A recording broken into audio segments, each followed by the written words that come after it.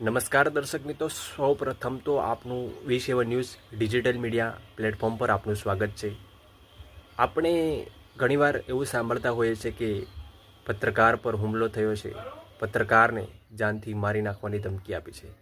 આવો જ એક કિસ્સો વાંકાનેરમાંથી સામે આવ્યો છે, જેમાં એક પત્રકાર નગરપાલિકાના જે સફાઈ કામદારો છે તેમની જોડે વાત કરવાનો, ઇન્ટરવ્યૂ લેવાનો પ્રયાસ કરી રહ્યા હતા। તેવા સમયે એક ધારાસભ્ય આવે છે અને પત્રકારને એવું કહે છે કે તું મને ઓળખતો નથી, તું જે વિડીયો કરી રહ્યો છે, ઇન્ટરવ્યૂ કરી રહ્યો છે તે ડિલેટ માર દેતી, નહીતર તને હું જોઈ લઈશ।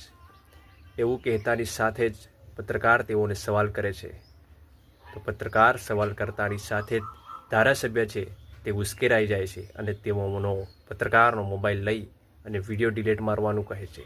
પત્રકાર વિડીયો ડિલેટ ના મારતા તેઓને ધારાસભ્ય તેમજ અન્ય 2 વ્યક્તિ મળીને ગરદાપાટુનો માર મારે છે। હવે દેશમાં આપણે જોઈ શકીએ છીએ કે પત્રકાર કેટલો સુરક્ષિત છે।